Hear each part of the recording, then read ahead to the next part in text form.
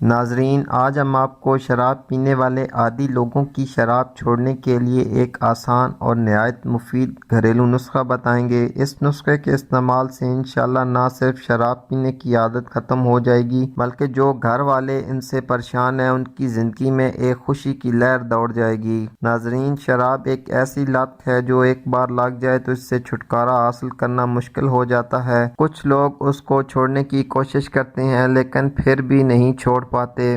شراب کے عادی خود تو پریشان ہوتے ہی ہیں لیکن نشے کی حالت میں دوسروں کی زندگی بھی خراب کر دیتے ہیں اور ان کا جینا مشکل ہو جاتا ہے۔ شراب پینے سے انسان کا جگر بالکل ختم ہو جاتا ہے جس سے جگر کی سوزش، جگر کا ورم، جگر کی گرمی جیسے تمام مسائل جنم لیتے ہیں۔ اس کے علاوہ شراب ہمارے گردوں کو ناکارہ بنا دیتی ہے جس سے ہمارے گردے اپنا کام صحیح طریقے سے نہیں کرتے اور زہریلے مادے جسم سے خارج نہیں ہو پاتے جس سے وہ بعد میں اور زیادہ مسائل کا سامنا کرنا پڑتا ہے۔ آج ہم آپ کو شراب چھوڑنے کے لیے ایک ایسا نسخہ بتائیں گے جو دو قسم کے شرابیوں کے لیے مفید ہے۔ ایک وہ شرابی جو خود شراب چھوڑنا چاہتے ہیں، یعنی وہ جو اس گندگی سے چھٹکارا حاصل کرنا چاہتے ہیں مگر اپنی عادت سے مجبور ہیں اور جب تک شراب پی نہیں لیتے ان کو سکون نہیں ملتا۔ دوسرا وہ لوگ جو شراب کو چھوڑنا ہی نہیں چاہتے لیکن گھر والے ان سے اتنا تنگ ہوتے ہیں کہ وہ چاہتے ہیں